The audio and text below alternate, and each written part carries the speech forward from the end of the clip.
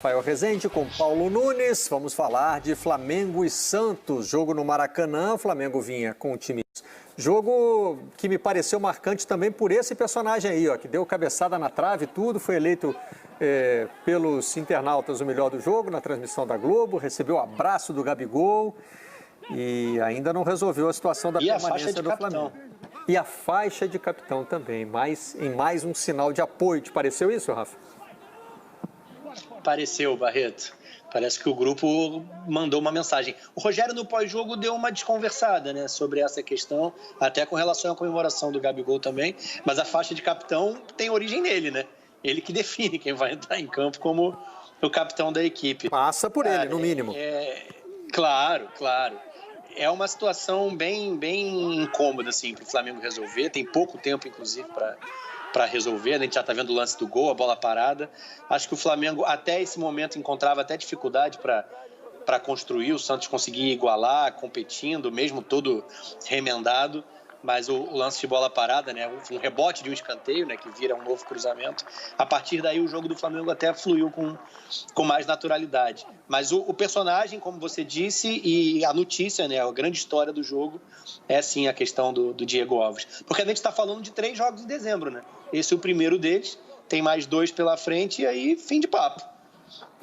Ou uma renovação que já se mostra bem conturbada pelo desenrolar da história. A gente sempre lembra aqui, né? A questão de uma proposta que foi aceita e depois foi retirada por parte do Flamengo. Isso denota uma desorganização que é complicada de explicar num clube desse tamanho, com essa receita, com esse sucesso recente, né? Enfim. Mas seria uma perda considerável a não renovação. Essa é a marca que fica no momento. O Diego Alves é muito importante para a sequência de trabalho no Flamengo, inclusive para o desenvolvimento do Hugo, que é em quem o Flamengo parece depositar todas as fichas. Mas o jogo em si a gente está vendo, né? Agora o Paulo pode seguir, mas a naturalidade com que o Flamengo foi construindo o resultado, até pela fragilidade do Santos com as muitas mudanças, depois que encontrou um caminho para fazer o 1-0. Porteira que passa um boi, passa uma boiada, né, Paulo? Não é assim que diz na minha terra e na sua? Exatamente. Lá em Goiás é assim mesmo. E foi o que aconteceu, né? Concordo plenamente com o Rafa. A questão do primeiro tempo do Flamengo, né? Eu achei ainda o Flamengo abaixo, mesmo com a dificuldade do Santos, né? Com a molecada. Tinha o Flamengo ainda meio moroso, né? Achando que o resultado poderia chegar a qualquer momento. No segundo tempo, né? Com esse gol já com 1-0, conseguiu jogar melhor. Aí entra o Bruno Henrique, né? Que é um jogador que está voltando à sua normalidade, né? Está voltando a jogar bem, com força, com velocidade, tendo coragem para jogar pelo lado esquerdo, como sempre jogou, né? Felipe Luiz também fez uma grande partida, né? Vindo muito por dentro, construindo muito o jogo do Flamengo, mas os outros jogadores individualmente eu não gostei muito, né? O Gabigol se movimentou bem, voltando de contusão, é lógico, mas o Everton Ribeiro, o próprio Arrascaeta, né? Abaixo daquilo que a gente espera do Flamengo, depois de ter descansado alguns dias aí de trabalho. Achei um Flamengo que jogou para o gasto, né? Contra o Santos, todo remendado. E essa questão de Diego Alves é muito importante, né? Quando você tem um goleiro como ele, da sua experiência, né? A gente sempre diz que um grande time começa com um grande goleiro. E o Diego Alves já mostrou a sua capacidade, e até pelo fato do Hugo também, né? Um jogador que vai subir aos poucos, né? Com um goleiro como ele, da sua experiência, da sua capacidade, e até de ensinamento, né? Para o próprio Hugo. Mas o mais importante é agora, presente, né? Ele é um goleiro e tanto para o Flamengo, né? Por ser o líder, por ser capitão, e a gente viu, né, como ele é querido, né? O Gabigol fez o gol, foi lá nele, não foi por questão de comemoração, foi para mostrar que os jogadores do Flamengo estão querendo que ele fique, né? Isso é importante para ver que o grupo está unido, que o grupo está coeso.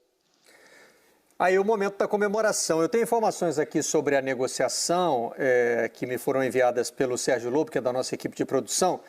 O Flamengo ofereceu um aumento depois de ter oferecido uma redução, né? Quer dizer, não era o que o Diego Alves queria no começo, mas também não era.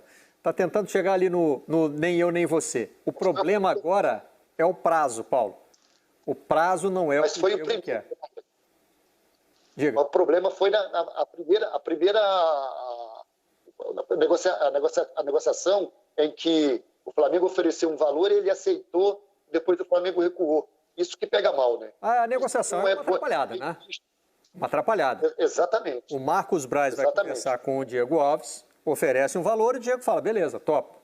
Aí o Marcos Braz volta no setor lá que libera a grana e a galera desse setor fala, não, esse dinheiro aí não dá para liberar. Aí o Marcos Braz vai ao presidente e o presidente fala, pô, conversa com o Diego, vê se ele não aceita a redução. Aí virou isso que, né, virou essa situação em que a gente chegou aí agora. O acerto interno, Barreto, é anterior, né? Sim. O clube, como unidade de pensamento, tem que saber o quanto pode negociar com um atleta importante do seu elenco, né? Isso é erro básico, né? Claro, quem está indo lá conversar com o jogador está, teoricamente, representando o clube, né? Então ele tem que ir com uma proposta que ele saiba que vai ser aprovada. Ocorreu algum erro aí nesse processo que virou essa atrapalhada toda.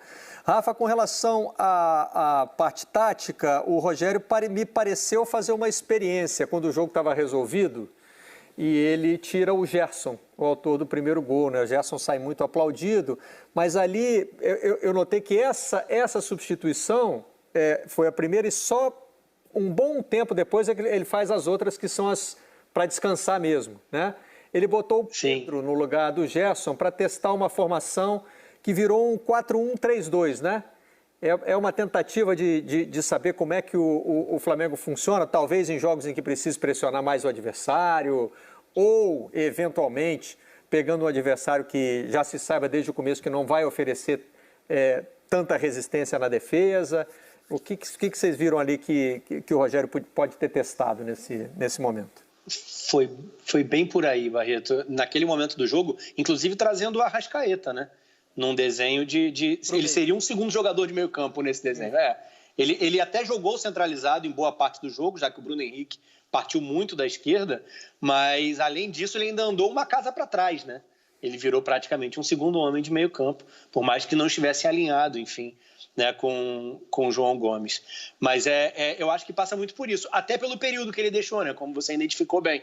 Ele quis observar qual seria a resposta, qual seria o comportamento, tendo dois caras por dentro, tendo essa equipe agressiva, tentando se instalar mesmo, né, dentro do campo do adversário. Não sei se é um recorte tão bom, não pela fragilidade do Santos, mas pelo placar construído, você tira a urgência, né, do jogo.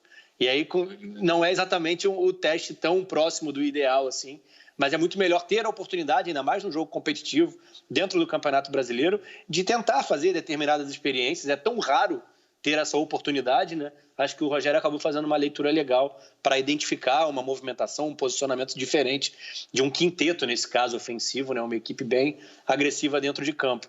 A gente pode identificar o Natan entrando, tudo bem que por suspensão do Gustavo Henrique, mas tendo uma atuação segura, enfim, é meio incompreensível. Já tem uma mudança no comando e ainda assim o Rogério ainda segue com relação a uma hierarquia, enfim, um tamanho, né, pelo que é a chegada do Gustavo Henrique lá na saída do Santos, a chegada ao Flamengo. Mas acho que a resposta do Natan na temporada inteira é superior aos zagueiros contratados. E ele parece, assim, é meio sem entender, nesse momento eu acho que a gente fica meio sem entender do porquê que a continuidade não é dele ao lado do Rodrigo Caio. A questão da ausência do Arão, que passa também pela ausência do Thiago Maia, acaba sendo um setor mais carente nesse momento, já que o Thiago não retorna, né? Passa por cirurgia e só retorna na próxima temporada, mas é um desenho de jogo, e aí eu vou além da mudança que ele fez no segundo tempo, mas só para finalizar, é um desenho que, de certa forma, me parece prejudicar Arrascaeta e Everton Ribeiro. Eles associam menos, o Flamengo pausa menos, constrói menos com essa articulação. É um time mais direto, é um time mais objetivo, define rápido as jogadas. O trabalho não é que são clubes diferentes, são tamanhos diferentes, exigências diferentes, mas o trabalho da temporada do Rogério e o trabalho que ele desenvolveu no Fortaleza indicam certos caminhos. É claro que ele pode modificar isso, não está preso a uma ideia única e fim de papo, não é essa a questão. Mas ele, pelo menos, o jogo contra o Racing foi mais um exemplo.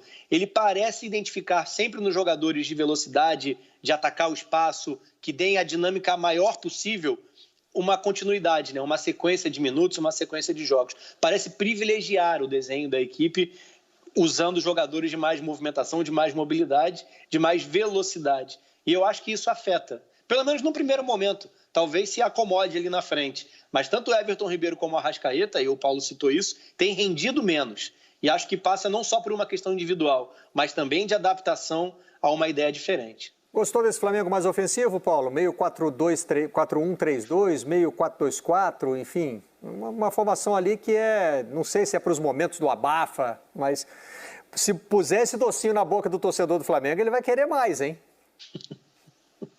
Eu gosto, né, Gael Barreto? Eu gosto de ofensividade, né? Eu gosto que o time vai para cima, lógico. Tem que saber qual jogo que você vai pegar, né? Esse jogo, como o Rafa disse, já estava praticamente definido. Eu acho que o Rogério fez um treino, né? Fez um treino para saber realmente em que momento ele vai poder usar, né, esse esquema, né, com o Pedro lá na frente. Eu acho que em jogos em que o Flamengo vai buscar o resultado, será usado, com certeza, porque são jogadores de muita qualidade, de muita capacidade. Mas eu concordo plenamente com o Rafa, né? Essa questão do Arrascaeta e do Everton Ribeiro, porque são jogadores que mesmo jogando um pelo lado esquerdo, outro pelo lado direito, eles precisam da mobilidade. E parece que com o Rogério eles ficam muito presos pelo setor, né? Não ficam praticamente no jogo posicional, mas ficam muito cada um no seu canto. E eles precisam de muita mobilidade para criar jogadas, para criar espaços, né? No sistema ofensivo do Flamengo. E eu acho que também o Flamengo sentiu muito hoje, né, a ausência do Arão. O João Gomes é um bom jogador, é um garoto muito promissor, mas ele tem essa dificuldade, né, dessa construção de jogo. Ele algumas vezes entrava entre os zagueiros, né, para fazer a saída de 3, e o passe não era muito qualificado, né, demorava muito lento no passe. O Flamengo teve algumas dificuldades, que pegando um time mais forte, né, um time mais preparado, pode dar muito trabalho ao Flamengo. Mas eu gosto do Flamengo mais objetivo, um Flamengo mais rápido, né, buscando o gol mais rápido, não demorando tanto. Mas eu acho que alguns jogadores ainda estão abaixo, né, do seu individual. O próprio Gabigol, né, mesmo se movimentando, buscando os espaços, a gente sente que ele está muito preso ainda, né, não está com aquele arranque. O Bruno Henrique melhorou muito, isso é verdade. E o Isla também para o lado direito, né, não deu muita opção ao time do Flamengo. Né. O Everton Ribeiro necessita muito da presença dele. E nesse lance aí, eu acho que houve uma falha. Né. O Natan tem que cobrir o Felipe Luiz, que não está no seu posicionamento. O Rodrigo Caio tem que cobrir o Natan. E aí o Bruninho, que faz o seu melhor, né, o gol de cabeça, estava sozinho para cabecear. Então, acho que foi um erro pequeno, mas foi um erro do setor defensivo do Flamengo. Muito bem. Temos os trechos da coletiva do Rogério Ceni, só para eu me acertar aqui, eles estão separados ou a gente vai rodar tudo na sequência? Porque ele fala, entre outras coisas, sobre essa questão do quinteto. Então, eu já gostaria de começar por ela, pode ser? Eu sei que eu preciso avisar isso direitinho. Quando eu tenho essas ideias muito criativas assim, eu tenho que avisar o pessoal lá para rodar na hora certinha. Obrigado, gente. Pode rodar. Você fica um pouco mais exposto, confesso a você. Acho que o gol sai nesse momento do jogo que nós sofremos, apesar de também temos feito um gol também nesse momento, né?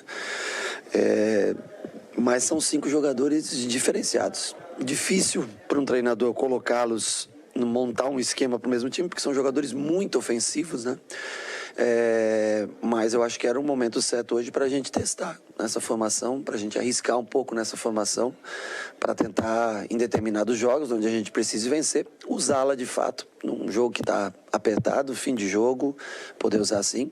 Ou quem sabe, se ela amadurecer essa formação, se a gente conseguir encontrar melhores maneiras de marcar também com esses jogadores, por que não poder jogar os 5 jogadores juntos?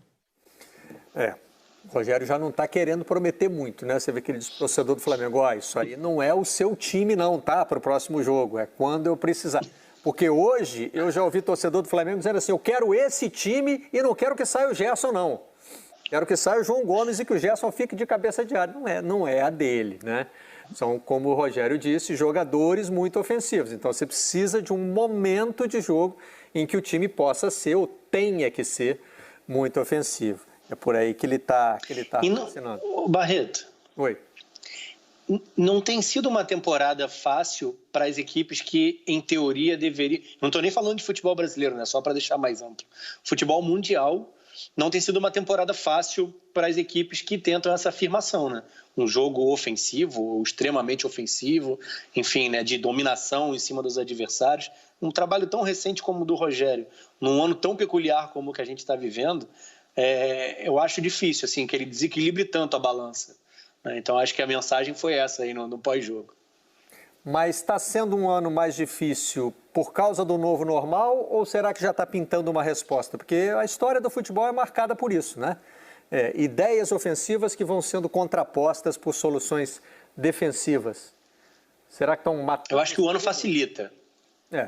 O ano acelerou o processo. Pela questão do calendário mais concentrado, a dificuldade que esses times têm até de se... Porque exige muito fisicamente também, né, Paulo? Não é só uma questão tática, né? Uma questão tática que precisa de uma resposta física muito grande.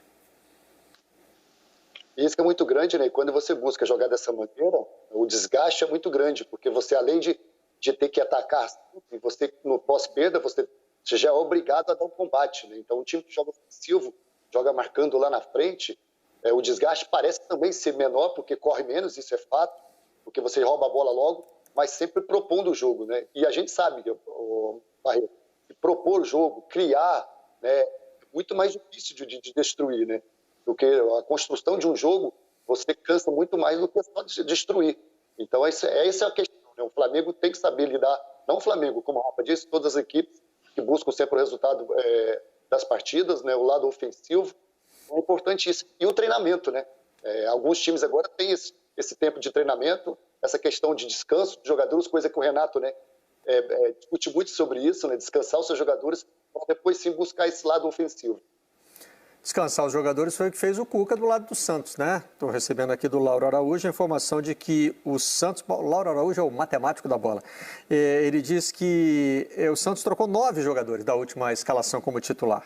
Alisson e Lucas Braga foram os únicos que repetiram. Então, nem tem como a gente fazer assim uma análise muito ampla do que foi o Santos nesse jogo, porque, né, entrou ali para segurar o resultado da maneira que desce e preservar o time para o jogo de quarta-feira contra o Grêmio. Sim, até competiu bem, cara. O 0-0, né? Enquanto sustentou o 0-0, acho que o Santos ainda fez um jogo bem honesto. E depois foi... e depois, com a naturalidade, com o placar, a vantagem no placar, o Flamengo foi com a sua movimentação, tirando os jogadores do Santos do lugar e construiu o resultado até de maneira bem tranquila. Mas o Cuca não tinha mais por onde correr, né? O confronto contra o Grêmio bateu na porta, ele até vinha jogando com a equipe titular do Brasileirão, fez o clássico contra o Palmeiras com força máxima, é claro que tem um peso de clássico, mas o Santos vem com o que tem de melhor, né? O que tem disponível de melhor, vem fazendo jogos muito competitivos, né? Foi assim no empate com o Palmeiras, foi assim melhor do que o Grêmio na partida de ida, mas se não descansasse em algum momento as suas referências, poderia correr um risco grande demais de não conseguir sustentar o nível, né, de intensidade que tem entregado nos jogos numa partida que vale vaga a semifinal de Libertadores, né? Muito bem, está na hora de fazer mais um rápido intervalo aqui no Troca de Passes. Eu tenho que concentrar porque vem Redação Sport TV, vem Globo Esportivo, vem vários programas na mente quando eu chamo o intervalo, mas esse aqui é o Troca de Passes e na volta vamos